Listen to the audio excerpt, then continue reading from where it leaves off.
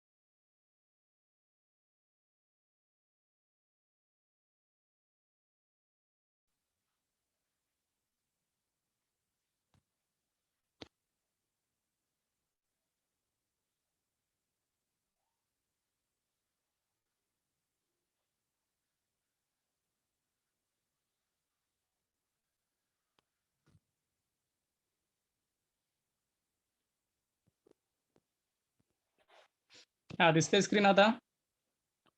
हो सर दिसते. Okay. Mensuration हा जो टॉपिक आहे तो आपण स्टार्ट केलेला आहे, की ज्यामध्ये आपल्याला काय बघायचं आहे. मेन्शुरेशन टॉपिक मधून आपल्याला साध्य करायचं आहे तर क्लोज्ड फिगर्स आणि रेग्युलर सॉलिड जे आहेत, रेग्युलर सॉलिडचे मेजरमेंट आपल्याला, त्याचे प्रॉब्लेम आपल्याला इंजिनिअरिंगचे सॉल्व्ह करायचे आहेत. मग त्यामध्ये पहिला बघा, हा ट्रिअँगलचा एरिया आहे. पहिला पॉइंट आहे calculate the area of given triangle and circle. दुसरा पॉइंट बघायचा आहे आपल्याला area of the given square, parallelogram, rhombus आणि ट्रॅपेझियम. हे आत्ताच आपण बघितलेलं आहे, तेच आपण इथं लिहिलेलं आहे. या टॉपिक मध्ये काय काय बघायचं आहे हे यामध्ये दिलेलं आहे. हे कशासाठी झालं, पहिले दोन पॉइंट क्लोज्ड फिगर्स साठी झालं. आणि जर सॉलिड असतील तर सॉलिड मध्ये काय काय बघायचं हे आपल्याला तिसऱ्या आणि चौथ्याच्या मध्ये दिलेलं आहे बघा. तर त्याचा सरफेस एरिया काढायचा आहे. त्या क्युबाइड, स्पियर, कोन, सिलेंडर यांचे सरफेस एरिया काढायचे आणि लास्टला आपण त्याचे म्हटले व्हॉल्यूम काढायचे. Volume of the given cuboid, sphere, cone, cylinder या पद्धतीचे जे सॉलिड असतील त्यांचे आपल्याला व्हॉल्यूम पण काढायचं आहे, सरफेस एरिया पण काढायचा आहे. सरफेस एरिया म्हणजे काय, तर त्याचा आउटर पोर्शन जो असतो, त्याचा आउटर, आता स्पियर हा असेल तर त्याचा जो बाहेरचा जो हा पोर्शन आहे तो पोर्शन म्हणजे आपण त्याला सरफेस एरिया म्हणतोय. आणि आतला आणि सर्व आतमध्ये जेवढा सॉलिड आपल्याला त्यामध्ये आहे त्याला आपण त्याचं व्हॉल्यूम म्हणतोय. म्हणजे एखाद्या टँक आपण माहित आहे, टँकच्या आतमध्ये किती पाणी बसतं हे त्याचं व्हॉल्यूम झालं. आणि टँकच्या भोवती जे स्ट्रक्चर आहे, जो एरिया आपल्याला लागतोय तो एरिया म्हणजे टँकच्या भोवतीचा, त्याला आपण सरफेस एरिया म्हणतोय. आणि ते आपल्याला बघायचं यामध्ये. या चार गोष्टी आहेत, या चार गोष्टी आपण या टॉपिक मध्ये बघायच्या आहेत. त्यासाठी आता आपण सुरुवातीला एरिया जे आहे ते एरिया बघतोय. जे आताच सांगितलं तुम्हाला, एरियासाठी एरिया ऑफ ट्रिअँगल इथं दिलेला आहे बघा, 1/2 इंटू बेस इंटू हाईट. ट्रिअँगलचा area 1/2 into base into height. दुसऱ्या पद्धतीनं ट्रिअँगल काढला जातो, कशा पद्धतीनं, तर two sides and angles between them या पद्धतीनं जर दिलेला असेल तर आपल्याला 1/2 BC इंटू साइन ए, आणि हिरोचं रूल सुद्धा आपल्याला माहित आहे. तिसऱ्या पद्धतीनं ट्रिअँगलचा एरिया काढला जातो, root S into S minus A, S minus B, S minus C. म्हणजे या तिन्ही पद्धतीनं आपल्याला एरिया फाइंड आउट केला जातो. हे आपण ऑलरेडी 10वी मध्ये बघितलेलं आहे. हिरोचा फॉर्म्युला असेल किंवा वरचा ट्रिअँगल ट्रिग्नॉमेट्रीचं स्ट्रक्चर असेल. आपल्याला इथं कोणता रूल जास्तीत जास्त यूज करायचा आहे, तर तो पहिला रूल यूज करायचा आहे, 1/2 इंटू बेस इंटू हाईट. हा रूल आपण यामध्ये यूज करणार आहे. आणि पेरिमीटर म्हणजे काय असतं? परिमिती. परिमिती असते, म्हणजे सर्व बाजूंची बेरीज असते त्याची. ट्रिअँगल असेल तर ट्रिअँगलची पेरिमीटर ही ए बाजू झाली, खालची बी म्हटलं, वरची सी म्हटलं, तर आपल्याला त्याचे पेरिमीटर काय होते? ए प्लस बी प्लस सी ही त्याची पेरिमीटर असते. म्हणजे हे सुद्धा आपल्याला बघायचं आहे त्यामध्ये ट्रिअँगलच्या एरियासाठी. मग त्याचे वेगवेगळे फॉर्म्युले, इक्विलॅटरल ट्रिअँगलचा फॉर्म्युला, जो इक्विलॅटरलचा रूट 3/4 इंटू ए स्क्वेअर, हे त्यावेळी आपण एक्झाम्पल मध्ये बघणार आहे. हे ऑलरेडी तुमच्याकडे नोट्स म्हणूनही तुम्हाला सेंड केलेले आहेत लर्निंग मॅन्युअल मध्ये. त्या पद्धतीने हे एरिया ऑफ क्वाड्रिलॅटरल ट्रिअँगल, इक्विलॅटरल ट्रिअँगल असेल. त्यानंतर एरिया ऑफ राईट अँगल ट्रिअँगल, जो राईट अँगल झालेला असेल तर आपल्याला त्याचा एरिया हा 1/2 इंटू BC, या पद्धतीने आपल्याला त्या बी इंटू सी, या पद्धतीने आपल्याला तो एरिया फाइंड आउट करता येईल. किंवा एरिया ऑफ रेक्टँगल असेल तर जो आताच बघितला आपण, लेंथ इंटू ब्रेडथ, या पद्धतीने आपल्याला सॉल्व्ह करता येईल. एरिया ऑफ रेक्टँगल यामध्ये लेंथ इंटू ब्रेडथ असेल. स्क्वेअरचा एरिया काय सांगितला आपण?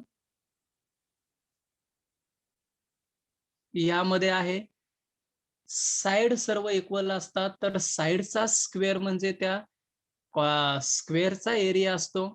हेही आपण बघितलं.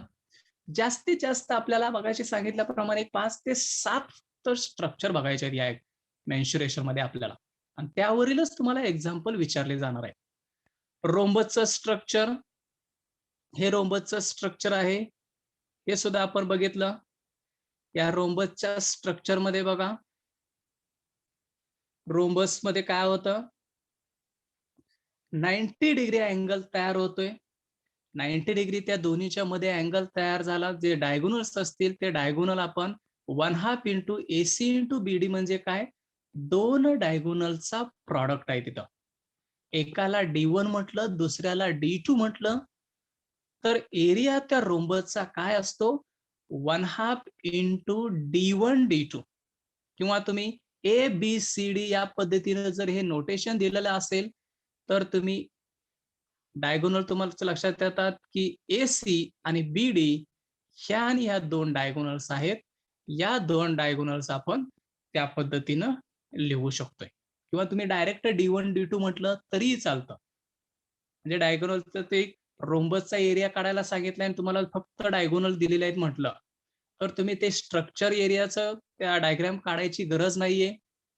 फक्त आपण म्हणायचं D1 इक्वल टू दिलेली व्हॅल्यू, D2 इक्वल टू दिलेली व्हॅल्यू म्हणायची, आणि फॉर्म्युला लिहायचा आपला हा 1/2 into D1 into D2, 1/2 into D1 into D2.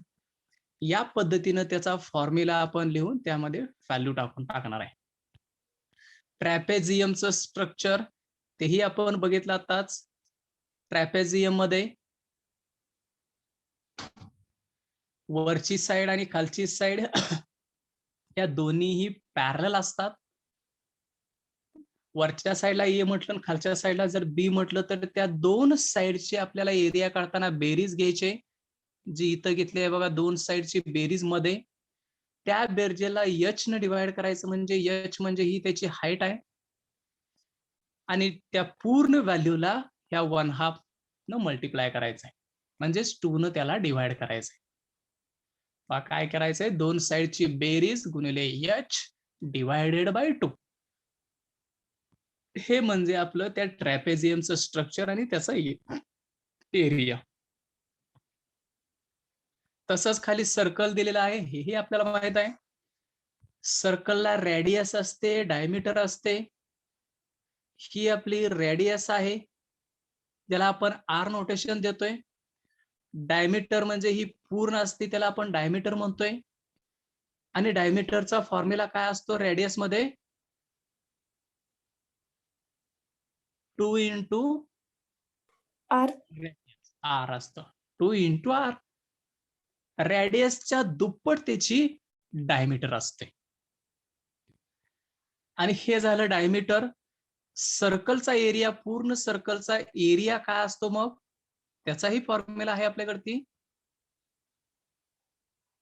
पाय R square. Area equal to pi into r square, हा त्याचा एरिया असतो. सर्कमफरन्स हा इथं आहे, सर्कमफरन्स 2 पाय आर. हा सर्कमफरन्स म्हणजे आपण त्याला परिघ म्हणतोय. परिघ म्हणजे काय असतात? ते वर्तुळाचा जो हा भाग आहे, तो भाग म्हणजे आपण त्याला परिघ म्हणतोय. आणि आतली बाजू जी आहे त्याला आपण, हे जे आहे त्याला आपण त्याचा एरिया म्हणतोय. एरिया तो आतला जो आहे सर्कलचा, तो पाय आर स्क्वेअरने काढायचा. आणि परिघ जो आहे तो आपण 2 पाय आर या फॉर्म्युलीनं फाइंड आउट करायचा आहे. सर परिघ म्हणजे? सर्कमफरन्स जे सर्कल आहे, आता सांगितलं, सर्कलच्या बाहेरचा पोर्शन, सर्कलच्या बाहेरचा पोर्शन म्हणजे ही सर्कलची लाईन आहे, या लाईनवरचे पॉइंट सगळे एकत्र केले का त्याला आपण परिघ किंवा सर्कमफरन्स म्हणणार आहे. आणि त्या सर्कलच्या सर्व पॉइंट, आतले पॉइंट, हे जे आतले पॉइंट असतील, सर्व आतले पॉइंट त्या सर्कलचे, ते सगळे पॉइंट म्हणजेच काय असतो, तो भाग काय असतो? क्षेत्रफळाचा भाग असतो. जसं आपण म्हणतोय रेक्टँगल जे आहे, रेक्टँगल म्हणजे काय? आपण फक्त रेक्टँगलचा हा कडेचा भाग बघत नाहीये. कडेचा भाग म्हणजे आपण त्याला पेरिमीटर म्हणतोय. पेरिमीटर म्हणजे सर्व बाजूंची बेरीज, ही झाली पेरिमीटर ऍक्च्युअली त्याचा आउटर पोर्शन मध्ये. पण त्याचे क्षेत्रफळ म्हणजे काय असणार? त्यामध्ये जे आहे भाग, तो पोर्शन आतला सर्व, ते म्हणजे त्याचं क्षेत्रफळ असतं. तो ऍक्च्युअली भाग किती आहे म्हणजे तो त्याचा त्याचं क्षेत्रफळ झालं. आलं लक्षात आहे? हो सर. हो सर. हा, आता यावरून आपण एक्झाम्पल ही बघूया. एक्झाम्पल, या पद्धतीचे एक्झाम्पल, हे अॅन्युलस रिंग. रिंग म्हणजे काय असतं? तर कॉन्सेंट्रिक रिंग, आत एक सर्कल आहे, हे एक सर्कल आहे ज्याची रेडियस आर आहे म्हटलं. आणि याच सेंटरला धरून, सेंटर तोच आहे. समजा याची रेडियस पहिली जी आहे, ही रेडियस समजा 2 आहे. आता 3 रेडियस घेऊन मी एक सर्कल बनवलं. आणि ते सर्कल म्हणजे ते आपलं 3 ची ही रेडियसचं सर्कल झालं. या सर्कल्सना आपण म्हणणार आहे अॅन्युलस किंवा कॉन्सेंट्रिक सर्कल म्हणायचं. कसलं सर्कल? Concentric circle. की जे एकाच सेंटरवरती एकाच पद्धतीने दिसतात का? ते फक्त त्याची रेडियस फक्त बदलले. मग कितीही सर्कल वाढवा, एक वाढवा, त्याच्या भोवती दुसरा वाढवा, तिसरं वाढवा, चौथं वाढवा, या सर्कल्सना आपण म्हणणार आहे काय? Concentric circles. एकाच पद्धतीची सर्कल, सिमिलॅरिटी ज्याला म्हणतोय, त्या सिमिलॅरिटी ऑफ द सर्कल्स म्हणजेच त्याला कॉन्सेंट्रिक सर्कल म्हणायचं. जसं ट्रिअँगलला म्हटलं, हा एक ट्रिअँगल आहे, त्याच्याच पद्धतीचा हा दुसरा ट्रिअँगल, त्याच्याच पद्धतीचा हा तिसरा ट्रिअँगल. म्हणजे ट्रिअँगलचं स्ट्रक्चर तसंच आहे, फक्त त्याची जी डायमेन्शन होती ती डायमेन्शन बदलत गेलो. म्हणजे 3 बाजू त्याच्या डायमेन्शन ज्या होत्या त्याची डायमेन्शन बदलत गेलो. त्याच पद्धतीने त्यामध्ये डिफरन्स घ्यायचा नाही. जर ट्रिअँगलचा एरिया साइड इथं 2 असेल, तर पुढची साइड 3, त्याची पुढची साइड 4, अशा पद्धतीनं ते ट्रिअँगलचं स्ट्रक्चर तयार करायचं आहे. मग कोणतंही स्क्वेअर असेल तरी आपल्याला करता येतं.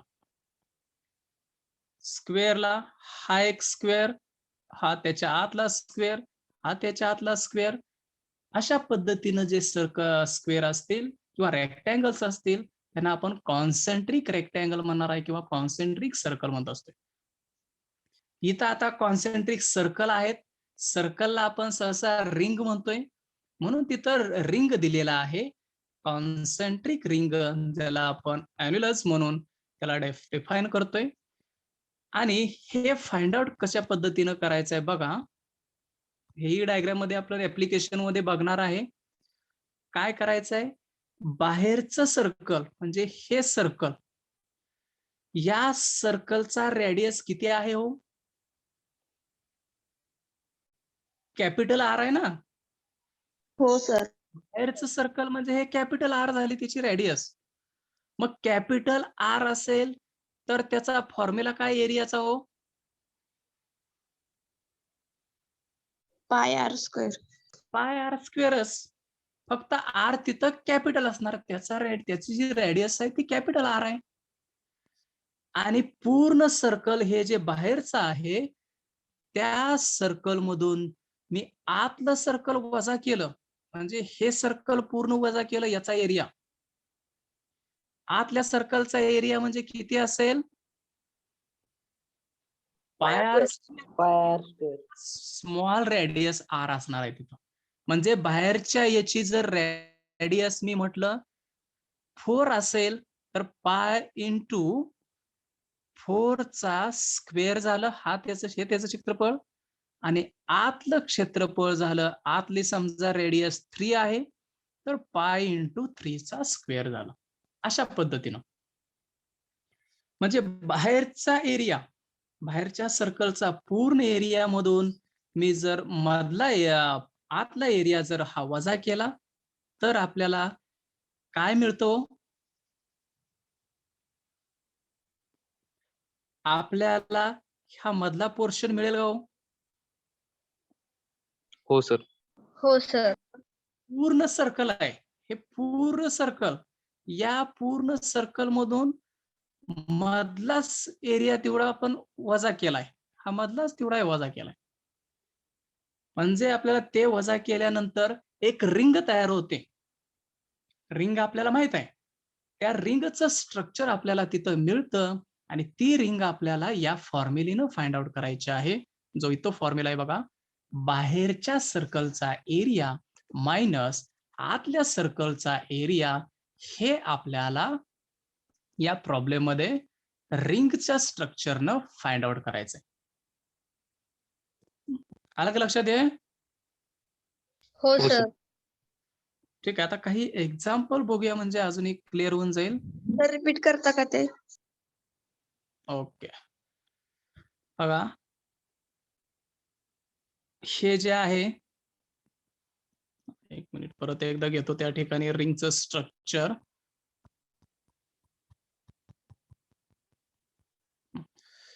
ही एक रिंग आहे, म्हणजे सॉरी हे एक सर्कल आहे.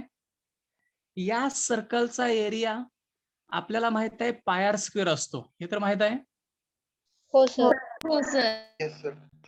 त्याचा एरिया म्हणजेच त्याचं काय असतं, ही सर्व जे आतला भाग असतो, हा सर्व भाग म्हणजेच त्याचा काय असतो, तो एरिया असतो. बरोबर आहे का? हे तर माहित झालं आपल्याला. हो सर. पर्यंत आपण बघितलेलं आहे. आता आपण याच्या आत एक सर्कल घेऊया, याच्या आत एक सर्कल घेऊया. इथे एक सर्कल घेतला आत. या सर्कलचा एरिया म्हणजे त्या सर्कलच्या आतला एरिया असेल, बरोबर आहे का? हो सर. हो सर. हा एरिया असेल त्याच्या आतला एरिया. म्हणजे मी म्हटलं बाहेरचा सर्कलचा एरिया म्हटलं A1 आहे, आतल्या सर्कलचा एरिया आहे A2. मग मला फाइंड आउट करायचं आहे काय, तर हे जे सर्कल आहे या सर्कल मधील मोठं सर्कल आणि लहान सर्कल याच्या मध्ये हा जो एरिया राहतोय याच्या मधला एरिया मला फाइंड आउट करायचा आहे. मग तो मधला एरिया कसा मिळेल आपल्याला? समजा मोठा एरिया 10 आहे आणि आतला एरिया 5 आहे. आतला एरिया 5 आहे, बाहेरचा एरिया म्हणजे बाहेरचा नाही, पूर्ण सर्कलचा, मोठ्या सर्कलचा एरिया 10 आहे, आतल्या सर्कलचा एरिया 5 आहे. तर त्या दोन्हीच्या मधला एरिया कसा फाइंड आउट करणार? वजाबाकीच करणार ना तुम्ही. हो सर. हो सर. मोठ्या एरिया मधून एवढाच एरिया आपल्याला मायनस करायचा आहे. हा एरिया मायनस करायचा आहे फक्त. हा एरिया वजा केला का आपोआपच आपल्याला हे मिळून जाईल, बाहेरचा मधला पोर्शन मिळून जाईल. म्हणजे त्या 10 मधून आपण जर ते 5 वजा केलं तर आपल्याला 5 त्याच्या मधला एरिया मिळून जाईल. म्हणजे हा जो एरिया आपण म्हटलेला आहे तो एरियाची व्हॅल्यू झाली त्या 5 झाली. म्हणजेच मोठ्या एरियामधून म्हणजे A1 मायनस A2 असं जर केलं तर आपल्याला त्या दोन कॉन्सेंट्रिक सर्कल मधला एरिया आपल्याला मिळेल आणि ज्यालाच आपण रिंगचं स्ट्रक्चर म्हणतोय. रिंग आपल्याला माहित आहे, त्या रिंगच्या स्ट्रक्चर प्रमाणे तिथे रिंग तयार झालेले आहे दोन्हीच्या मध्ये, म्हणून त्याला रिंग म्हटलं जातं. लक्षात आता हे सर्वांच्या? हो सर. हो सर. ओके. आता एक्झाम्पल बघूया त्यावरची. काही एक्झाम्पल सॉल्व्ह करता येतात का? ते एरिया स्क्वेअरचा असेल, रेक्टँगलचा असेल, ते या पद्धतीनं बघूया. बघा, पहिले एक्झाम्पल मी घेतोय. Find the circumference and the area of the circle whose radius is 7.7 centimetre. ठीक आहे, आपलं ऑलरेडी याला झालेला आहे. सर्कम्फरन्स म्हणजे परिघ, जो आपण फॉर्म्युला दिलेला आहे तुम्हाला. सर्कलचा एरिया म्हणजे तोही फॉर्म्युला आता सांगितलाय. मग सुरुवातीला मी ही दिलेली व्हॅल्यू 7.7 म्हणजे रेडियस दिलेला आहे, ती रेडियस म्हणून इथं घेतली. रेडियसला नोटेशन आपण काय देत असतोय? Small R. स्मॉल आर, बरोबर आहे. मग आर इक्वल टू 7.7 सेंटीमीटर घेतलं. मग सुरुवातीला इथं एरिया काढा किंवा सर्कम्फरन्स काढा. आता इथे एरिया काढलाय, तर एरियाचा फॉर्म्युला काय असतो? एरिया इक्वल टू सर्कलचा pi R square. Pi R square, बरोबर आहे. सर्कलचा एरिया असतो पाय आर स्क्वेअर. आणि हा पाय आर स्क्वेअर एरिया आपण इथं घेतला. हे दिसतंय का सर्वांना? हो सर. हो sir. Area equal to pi R square. आपल्याला अजून हे आपण मोठं करूया. Area equal to pi R square. पायची व्हॅल्यू आपल्याला माहित आहे. पाय म्हणजेच व्हॅल्यू किती असते? 22/7. बरोबर आहे, 22/7. किंवा पॉइंट मध्ये त्याची व्हॅल्यू काय असते? 3.14. ही व्हॅल्यू घ्यायची किंवा 22/7 व्हॅल्यू घ्यायची. दोन्हीपैकी कोणतीही व्हॅल्यू घेतली तरी आपला आन्सर जे येणार आहे ते बरोबर असतं. फक्त या पॉइंट मध्ये कुठेतरी डिफरन्स येत असतं दोन्हीचे वेगवेगळे जर घेतले तर. पण ते आपलं आन्सर चुकीचं नसतं. आन्सर हे आपलं बरोबरच असणार आहे. फक्त अप्रॉक्सिमेटली पॉइंट मध्ये आलं तरी आपण ते आन्सर ग्राह्य धरतोय. जास्ती त्याचा डिफरन्स पडत नसतोय. फक्त पॉइंट मधला डिफरन्स एखाद्या वेळी पडला तर पडतोय. मग इथं आपण 22/7 व्हॅल्यू घेतली बघा. पायच्या ठिकाणी 22/7 लिहिलं. आरच्या ठिकाणी काय लिहायचं? इथं आपण काढलंय 7.7. 7.7. आर घेतला मी 7.7. परत स्क्वेअर आहे त्याचा स्क्वेअर सुद्धा तिथं घेतला. म्हणजेच पायची व्हॅल्यू घेतली 22/7, आर ची व्हॅल्यू घेतली 7.7 ब्रॅकेटचा स्क्वेअर. आणि हे कॅल्क्युलेशन आपल्याला कॅल्क्युलेटर वरतीही करता येतं. काय करायचं आहे कॅल्क्युलेटर वरती?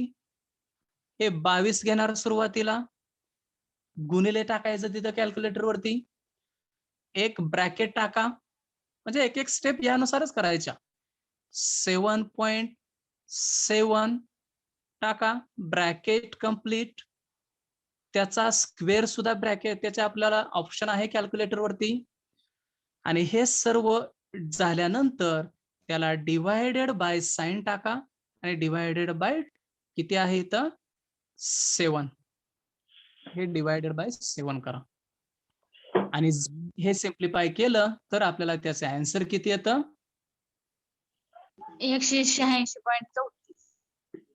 186.34. हे करून बघा सर्वांनी कॅल्क्युलेटर वरती, किंवा कॅल्क्युलेटर नसेल तर हे 7 1 7 या पद्धतीनेही सिम्प्लिफाय करू शकता. 7 न या 7.7 ला मल्टिप्लाय केलं तर 1.1 येतं आणि त्याचा स्क्वेअर येईल आणि त्याचं सिम्प्लिफिकेशन, सॉरी एक मिनिट, 1.1 आणि गुणिले 7.7 पुढचं आहे असं ठेवायचं आणि त्यानंतर त्याचं मल्टिप्लिकेशन करणार आहे. हे डायरेक्ट 7.7 ला डिवाइड करायचं नाही. 7.7 चा स्क्वेअर म्हणजे काय ते सुरुवातीला लिहा ऍक्च्युअली, किंवा 7.7 म्हणजे काय असतं 2 वेळा 7.7 चा स्क्वेअर म्हणजे 2 वेळा लिहिलं जातं आणि त्याचं डिव्हिजन करून आपण सिम्प्लिफाय करू शकतोय. कोणत्याही पद्धतीने तुम्ही सिम्प्लिफाय करू शकता. आले का सर्वांचे? हो सर. 186.34. हो सर. किंवा कॅल्क्युलेटरचा यूज करा, बेस्टच होऊन जाईल तुमचं, काही अडचण येणार नाही. मेन्शुरेशन मध्ये तेच यूज करायचंय म्हणजे फास्ट कॅल्क्युलेशन होऊन जातं. आता एक व्हॅल्यू काढली आपण ही एरियाची. आता काय काढायचंय आपल्याला सर्कमफरन्स, होय का? सर्कमफरन्स आपल्याला काढायचा आहे. तो सर्कमफरन्स यासाठी फॉर्म्युला आहे बघा 2πr. सर्कमफरन्सचा फॉर्म्युला 2πr. मग काय काय व्हॅल्यू टाकणार आपण? 2 च्या ठिकाणी 2 आहे असं, पायच्या ठिकाणी किती 22/7, आर च्या ठिकाणी किती 7.7. 7.7.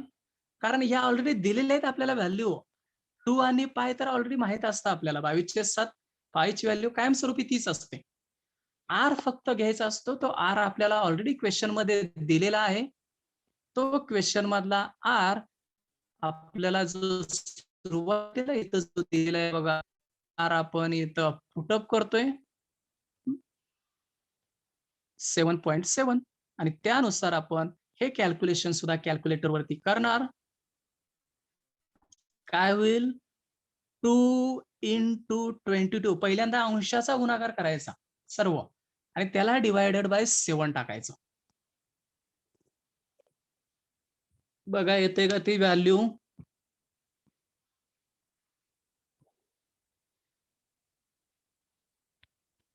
काय करायचं 2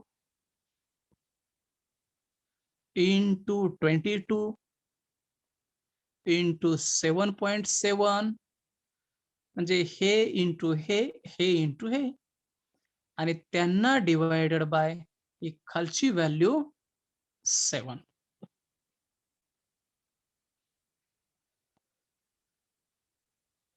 किती येत आहे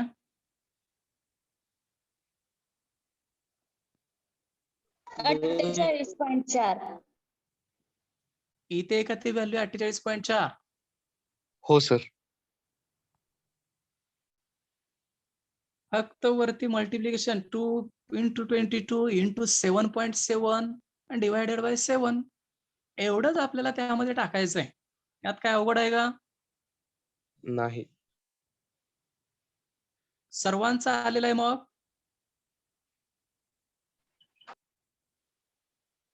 आले का सर्वांचं? हो सर. हो सर. ठीक आहे. या पद्धतीने आपण एरिया आणि सर्कम्फरन्स यावरून आपण फाइंड आउट केलं. आता दुसरे एक्झाम्पल घेतोय बघा. what is the area of what is the radius of this circle if its area is 120 centimetre square. आपल्याला इथं एरिया दिलेला आहे आणि रेडियस फाइंड आउट करायला सांगितले, म्हणजे उलट दिलेला आहे आणि त्याच पद्धतीने आपल्याला फाइंड आउट करायचं आहे. Also find its circumference. आपल्याला त्याचा सर्कम्फरन्स सुद्धा फाइंड आउट करायचा आहे. म्हणजे दोन गोष्टी, एक रेडियस फाइंड आउट करायचे आणि दुसरं सर्कम्फरन्स फाइंड आउट करायचंय.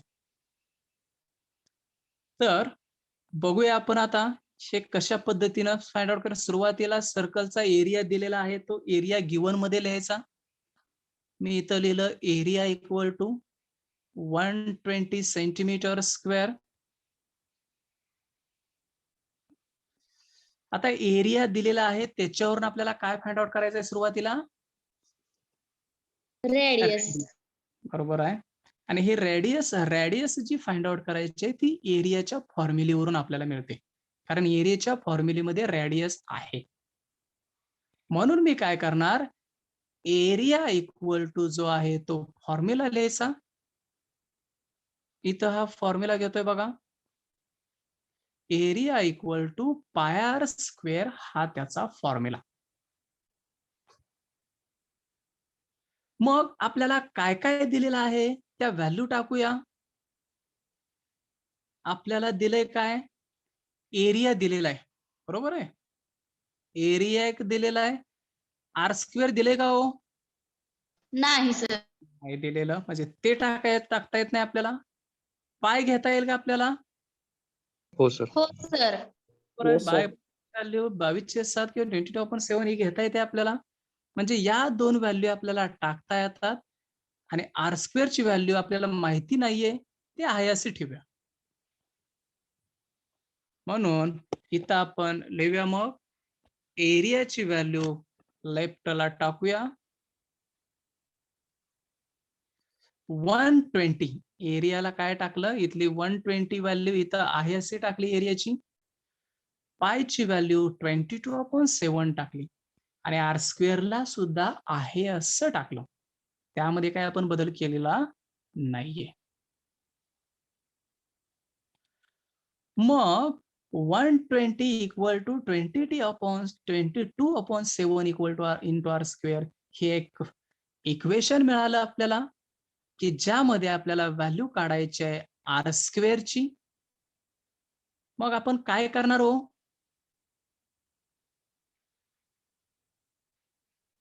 ज्याची व्हॅल्यू आपल्याला काढायला सांगितली आहे ते तेवढं एका साईडला ठेवायचं आणि बाकी सर्व उचलून दुसऱ्या साईडला घ्यायचं असतं. मग काय काय घेणार दुसऱ्या साईडला? 120 आणि 22/7. 120 ऑलरेडी दुसऱ्या साईडला आहेच, त्याच्या जवळ आपल्याला काय घ्यावं लागेल मग, हे 22/7.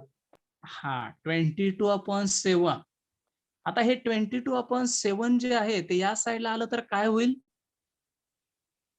22 अंशात आहे ते छेदात जाणार आणि छेदातलं 7 असेल ते कुठं जाणार, अंशामध्ये जाणार. म्हणजे 22/7 या साईडला आल्यावर काय होईल, 7/22.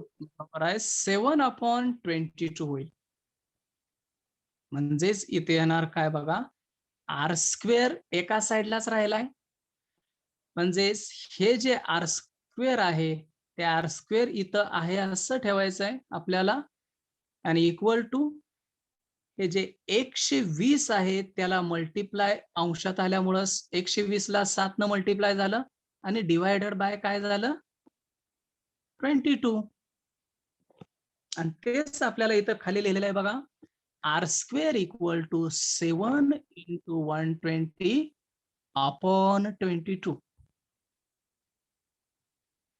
कसं लक्षात आलं हे? हो सर. हा बाकी आता करा कॅल्क्युलेशन, काही प्रॉब्लेम नाहीये. 7 गुणिले 120 करा भागिले 22 करा. सर केलंय. हा किती येत आहे? 38.181. हा व्हॅल्यू सर्व चेक करत चला. सर्वांनी 7 गुणिले 120 भागिले 22 केलं तर आर स्क्वेअर इक्वल टू आपल्याला 38.181 मिळतंय. ही व्हॅल्यू कशाची आहे? तर आर स्क्वेअरची व्हॅल्यू आहे. आपल्याला आर स्क्वेअर काढायचं आहे का आर काढायचा आहे? आर काढायचं. कार काढायचा आहे. दोन्ही साईडला काय करावं लागेल मला?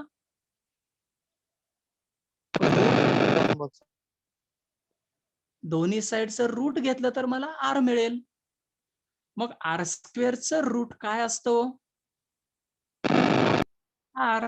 आर स्क्वेअरचं रूट 8 आणि 38.181 सुद्धा त्याचं स्क्वेअर रूट कॅल्क्युलेटर वरती काढून घ्या, कारण आपल्याला ती व्हॅल्यू सर्कम्फरन्स काढण्यासाठी पुटअप करायची.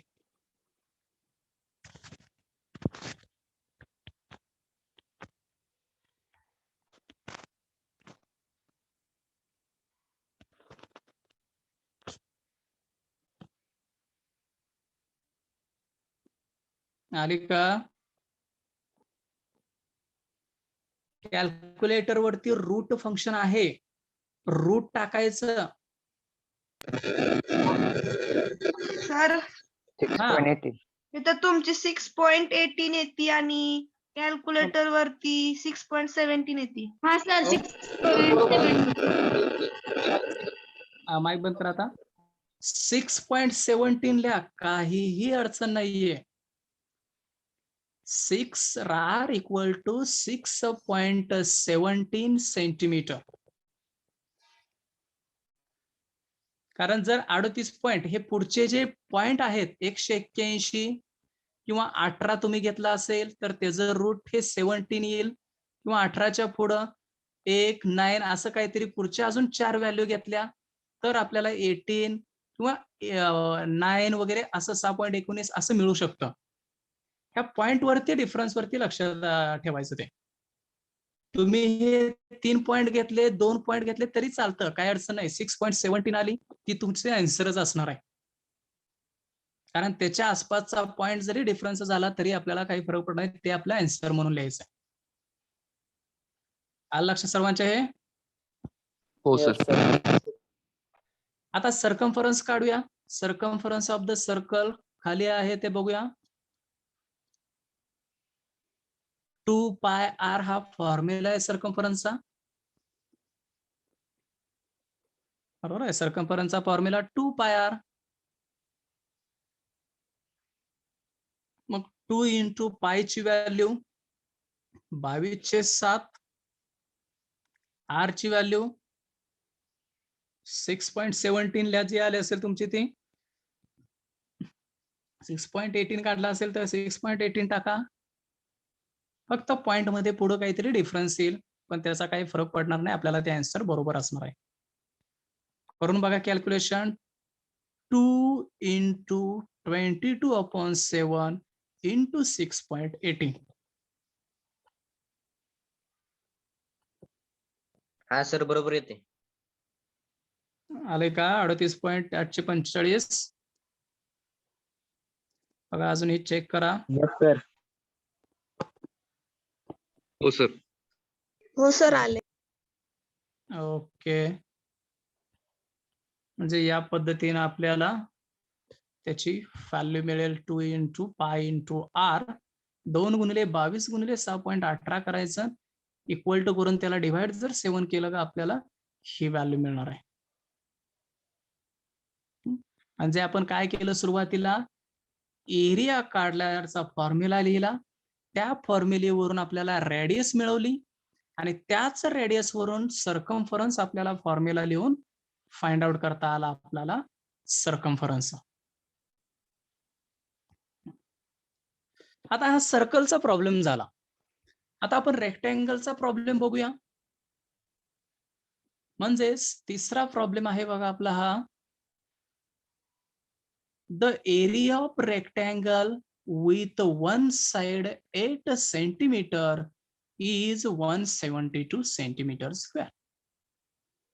एरिया ऑफ रेक्टँगल की ज्याची एक साइड 8 सेंटीमीटर आहे, एक साइड जे आहे ते 8 सेंटीमीटर आहे. 8 सेंटीमीटर साइड असणाऱ्या रेक्टँगलचा एरिया किती दिलेला आहे? 172. आणि पुढे विचारले काय? तर find length of other side. Length of other side, दुसऱ्या साइडची लेंथ विचारलेली आहे. क्वेश्चन बघा. Area of the rectangle with one side 8 centimetre is 172 दिलेला आहे आणि आपल्याला विचारलंय दुसऱ्या साइडची लेंथ. मग इथं आपण डायग्राम वरून ही बघू शकतो. हा एक रेक्टँगल आहे बघा. सर क्वेश्चन पूर्ण दिसत नाही. आता सांगितलं की the area of the rectangle with one side 8 centimetre is 172 centimetre square. हे लिहिलं सर लिहायचं आहे का?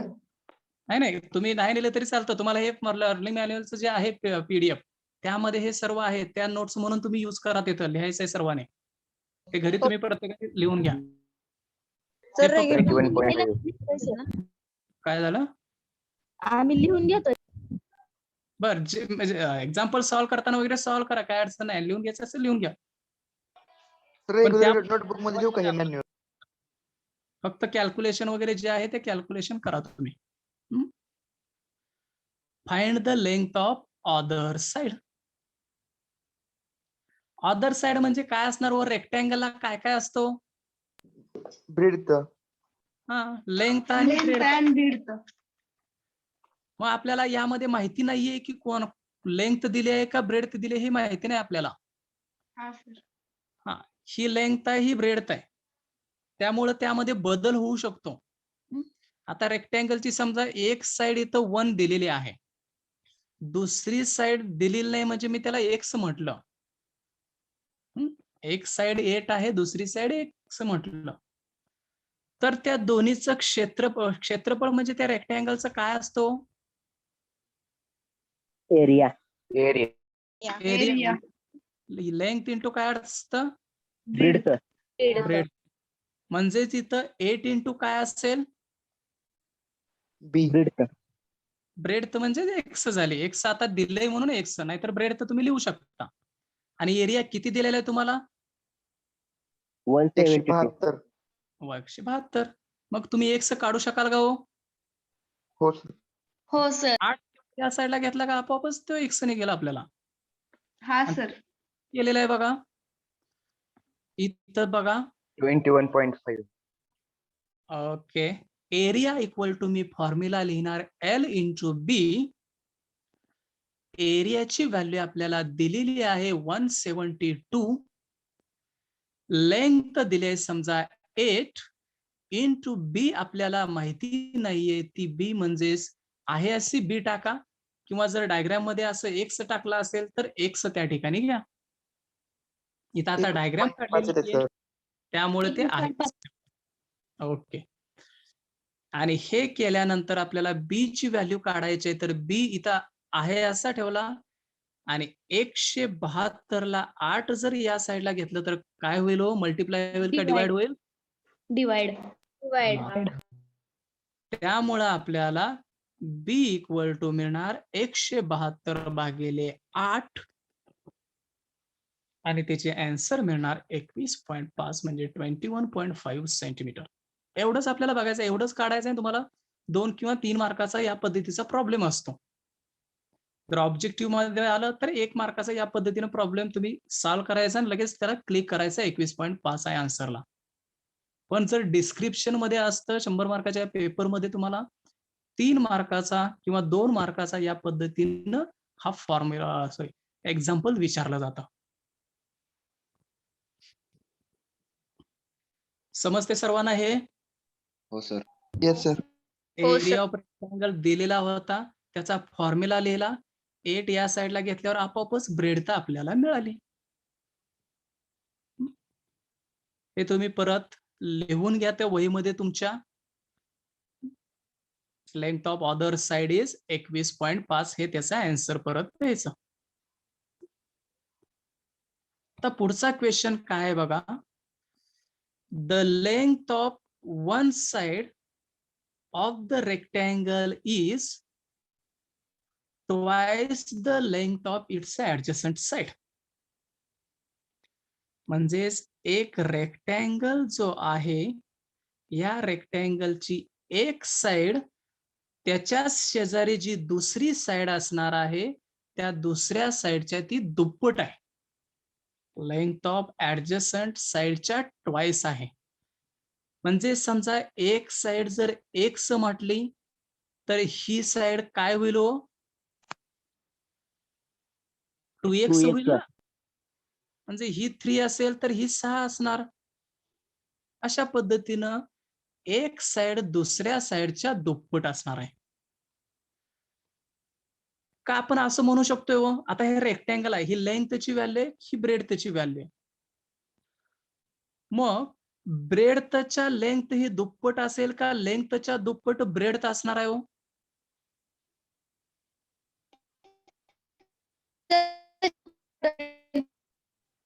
कशाच्या दुप्पट?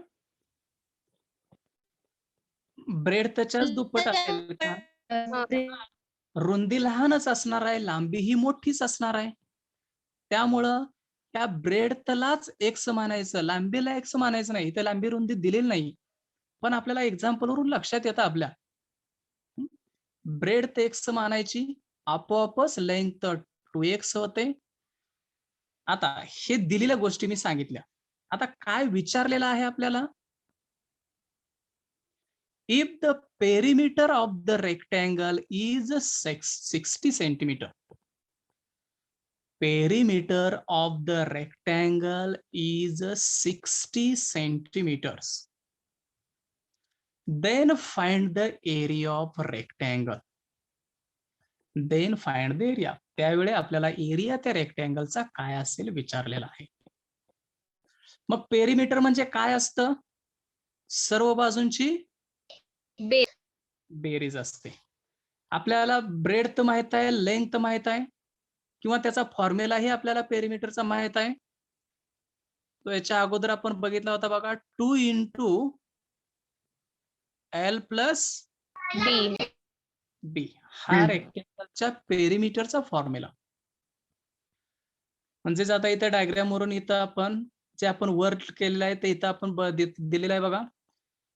Length of AB is x, म्हणजे ब्रेडथ जे आहे x दिलेली आहे. BC ची लेंथ 2x झाली आपोआपच. =10. हा बरोबर आहे. आणि पेरिमीटरचा मी फॉर्म्युला लिहिला. पेरिमीटरचा formula sum of all sides.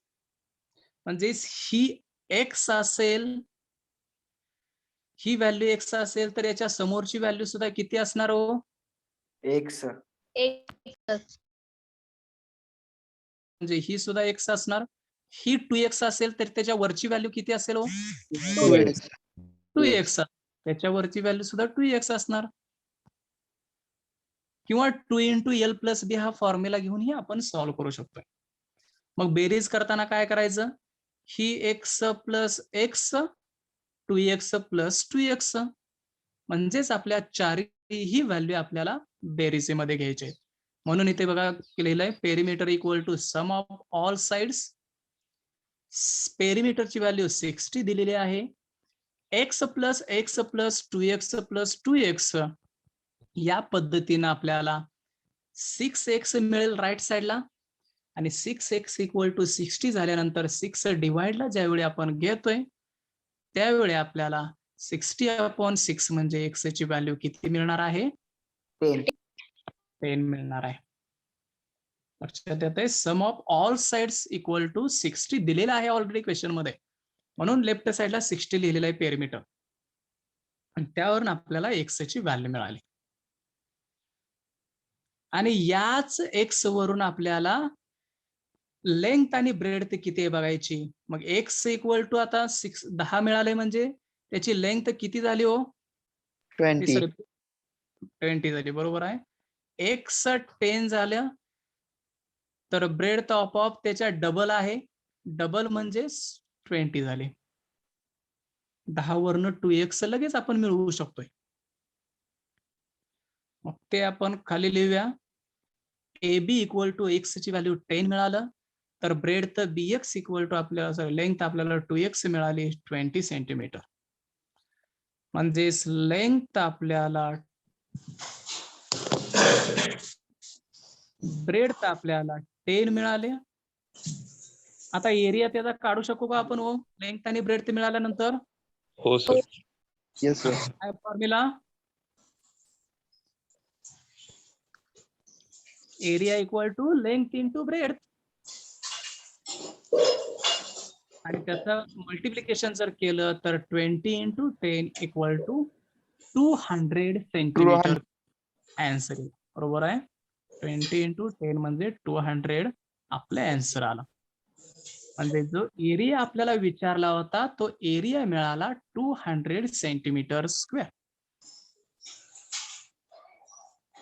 म्हणजे डायरेक्ट एरियासाठी लेंथ आणि ब्रेड इथे एक्झाम्पल मध्ये आपल्याला दिलेच नव्हतं. पण त्या लेंथ आणि ब्रेड मध्ये एक रिलेशन दिलं होतं. डबल आहे ते एका लेंथच्या. आणि त्या रिलेशन वरून आपल्याला पेरिमीटर आणि रिलेशन वरून एक्स ची व्हॅल्यू काढता आली. त्याच्यावरून लेंथ मिळालं, ब्रेड मिळाली आणि यावरून आपल्याला त्याची एरियाची व्हॅल्यू फाइंड आउट करता आली. समजला हा प्रॉब्लेम? हो सर. आता पुढचा प्रॉब्लेम म्हणजे त्याचे एक ऍप्लिकेशन दुसरे काय बघा. The area of rectangular court yard. Area of rectangular court yard. Court yard म्हणजे एक मैदान आहे आपलं.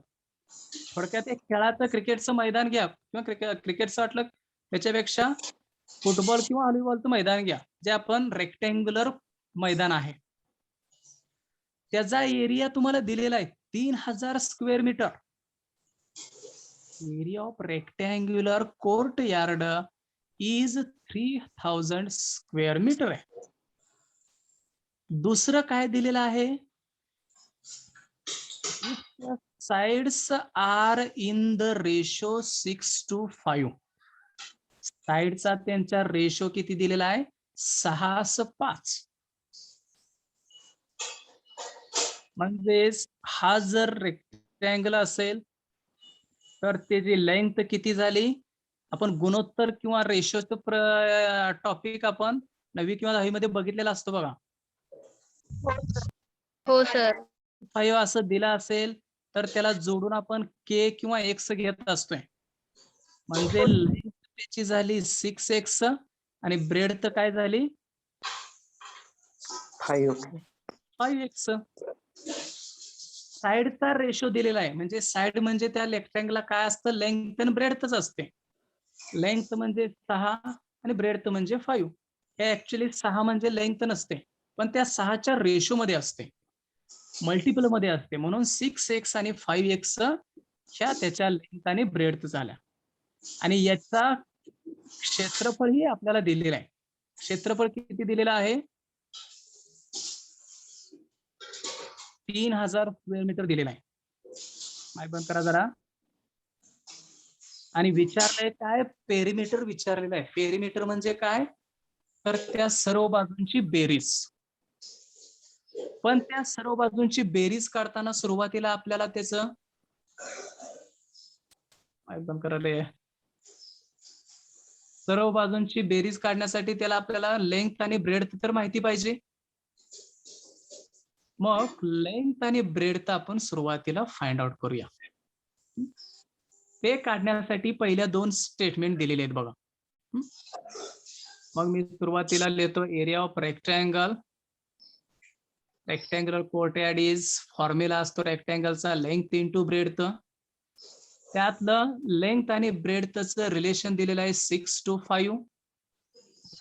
आणि हे लेंथ आणि ब्रेडचं रिलेशन डायरेक्ट आपण इथं लेंथ इक्वल टू लिहू शकतोय 6x किंवा ब्रेडची व्हॅल्यू 5. दोन्हीपैकी शॉर्टकट मध्ये या पद्धतीने आपण लिहू शकतोय 6x आणि 5x.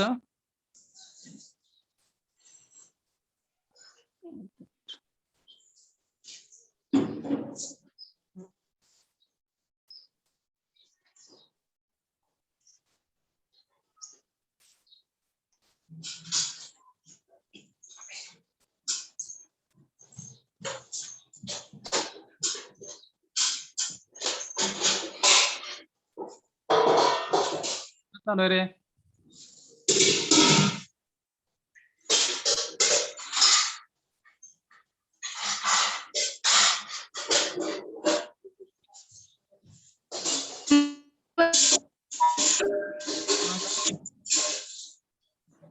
अर्जुन लेंगरे. अरे अर्जुन, माईक बंद करा.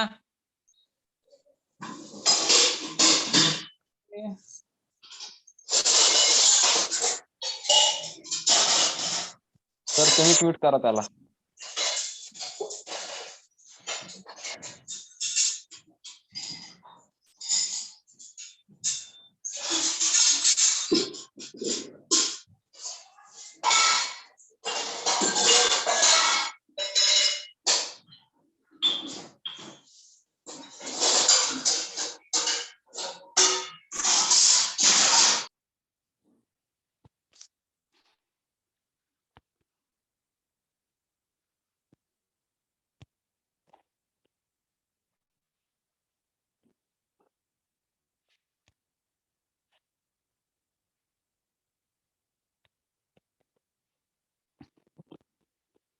ठीक आहे.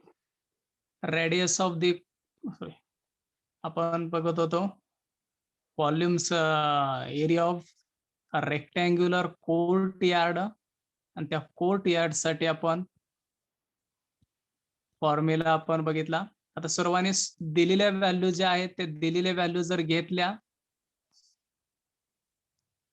लेंथ आणि ब्रेडथ,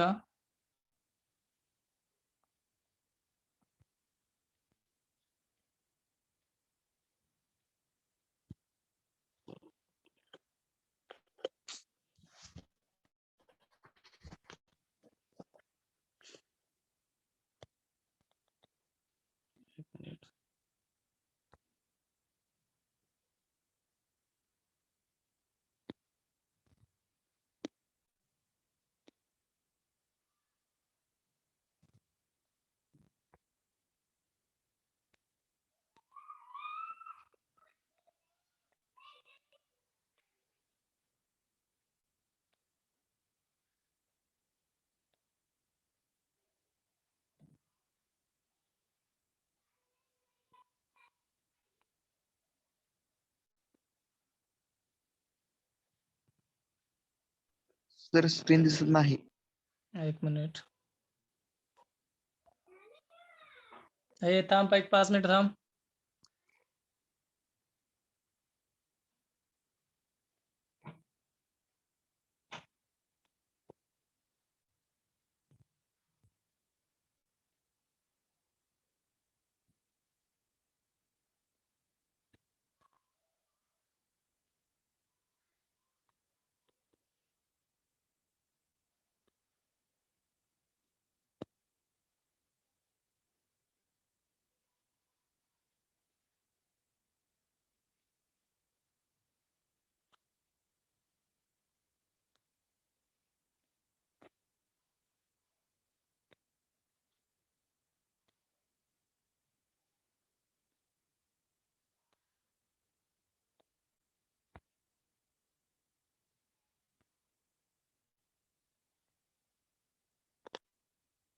दिसतंय का स्क्रीन आता?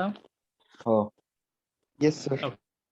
लेंथ दिलेली आहे 6x, ब्रेडथ दिलेली आहे 5x, आणि यामध्ये आपल्याला एरिया घ्यायचा. आपल्याला एरिया इक्वल टू फॉर्म्युला लिहायचा. मी लिहितोय फॉर्म्युला बघा इथं. Area equal to length into काय असतं एरियाचा फॉर्म्युला? ब्रेडथ. मग एरियाचे आन्सर किती दिलेला आहे? एरियाची व्हॅल्यू आपल्याला 22/7. अरे एरिया 22/7 हे पाय झालं, त्या सर्कल मध्ये गेलं.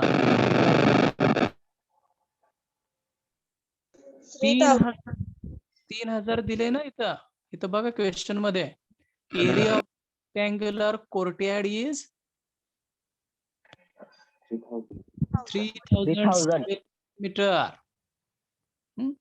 त्यामुळं आपण त्याचा एरिया लिहिणार इथं. Area equal to 3000. आता लेंथ आपण आत्ताच त्याच्यावरनं त्या रेशोवरनं लिहिली होती किती? 96. हा 6x. ब्रेड तर किती 5x. 5x. 6:5 रेशो होता, त्यावर लेंथ काढली होती 6x आणि 5x. मग सिम्प्लिफिकेशन हे 3000 इक्वल टू 6 आणि 5 चं मल्टिप्लिकेशन किती येतं? 30 x इंटू x चं multiplication x x into x असे x स्क्वेअर. म्हणजेच काय झाले 30x² इक्वल टू 3000 झालं. 100x. हा आपल्याला आता x² ची व्हॅल्यू काढायची आहे. म्हणजेच आपल्याला इथं घ्यावं लागेल. मग बंद करा आता. x² तेवढा या साईडला ठेवला.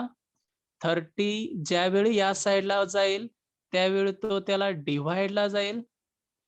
म्हणजेच इथं 3000 डिवायडेड बाय 30 मिळालं.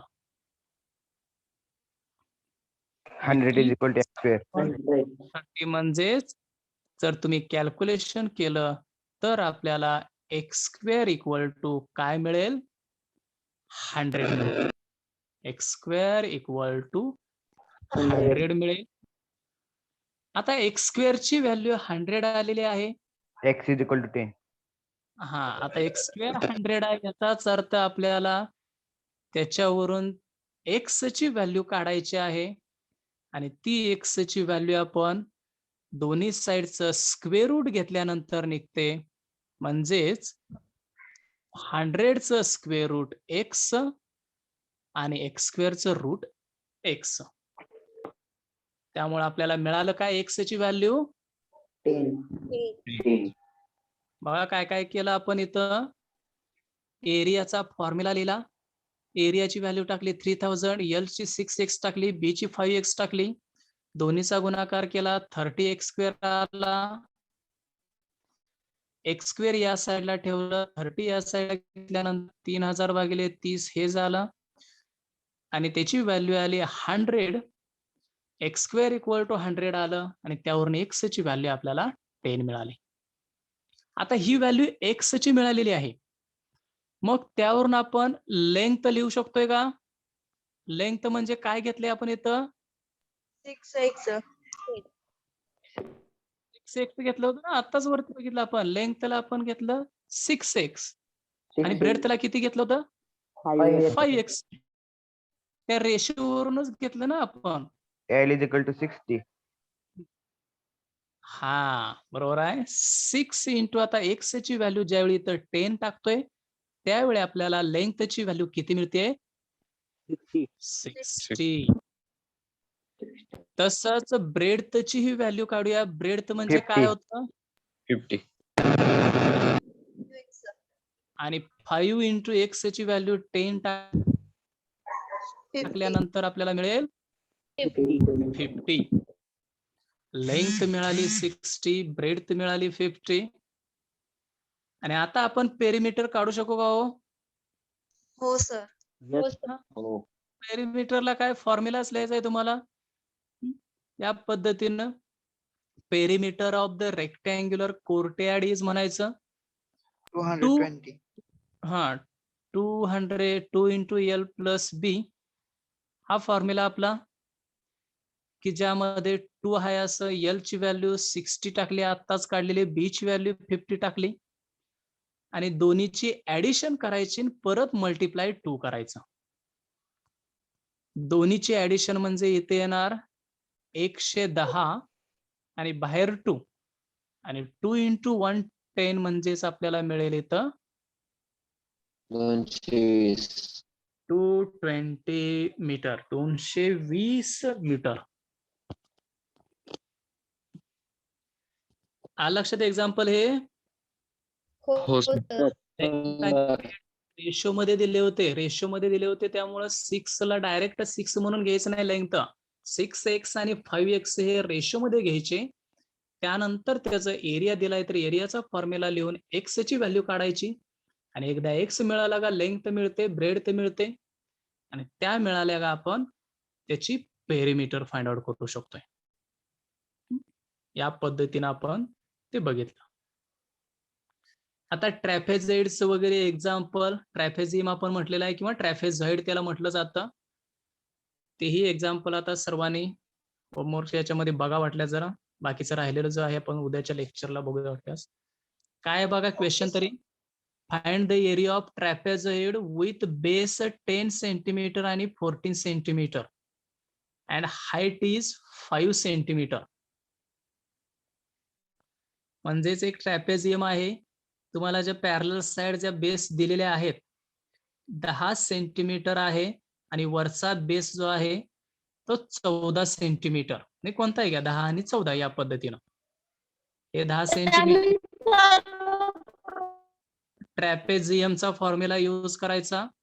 हाईट आहे 5 म्हणजेच 1/2 इंटू आपल्याला फॉर्म्युला यूज करायचा आहे a plus b into h.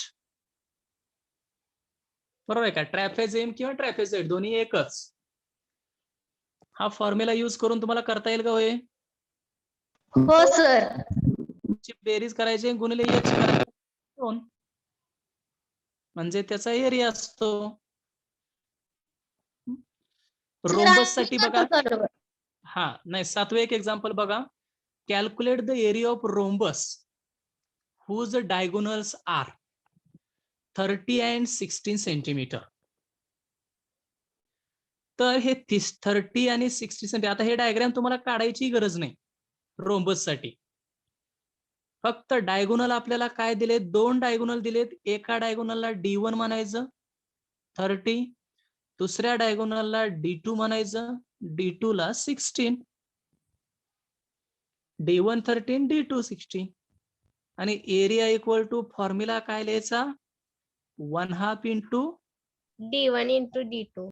बरोबर आहे D1 इंटू D2. आणि बाकी D1 ची व्हॅल्यू 240. 30 टाका, 240 बरोबर आहे. D1 ची व्हॅल्यू 30 टाका, इथं 30 टाकली बघा. D2 ची व्हॅल्यू 16 टाका आणि दोन्हीचा गुणाकार करून भागिले 2 केलं का आपल्याला एरिया मिळतोय. येते लक्षात आहे? यामध्ये काय अवघड आहे का आता? नाही सर. किंवा डायग्राम जर काढली तर ABCD असं जर नोटेशन दिलं तर ABCD नोटेशन दिल्यामुळं आपल्याला AD इंटू BC डायगोनल या पद्धतीने इथं लिहिलेलं आहे. तुम्ही डायग्राम काढूनही करू शकता किंवा D1 D2 डायरेक्ट लिहून जरी केलं तरी आपला आन्सर चुकत नाहीये. आणि या पद्धतीने आता काही एक्झाम्पल दिलेले आहेत खाली बघा. एक्सरसाइजची एक्झाम्पल तेवढी सॉल्व्ह करा. आता सर्कलवरची एक्झाम्पल आहेत. राईट अँगल ट्रिअँगल त्याचाही फॉर्म्युला तिथं वरती आहे. परत साइड ऑफ रोम्बस, रोम्बसच्या याच्यावरती एक्झाम्पल आहे. ट्रॅपेझियमचे एक्झाम्पल आहे. त्यानंतर खाली all of the form trapezium, परत ट्रॅपेझियम आहे. ट्रॅपेझॉइडचे एक्झाम्पल, रोम्बस, सर्कम्फरन्स. म्हणजे आता जे आपल्याला आपण घेतलेलं आहे त्यामधीलच तुम्हाला एक गोष्ट दिली जाते, दुसरी विचारली जाते. दुसरी गोष्ट दिली तर पहिली विचारली जाते. फक्त यामध्ये चेंज केलं जातं एवढंच यामध्ये राहतं. आणि या पद्धतीने आपल्याला हे एक्झाम्पल सॉल्व्ह करायचे. एक्झाम्पल सॉल्व्ह करायचा प्रयत्न करा.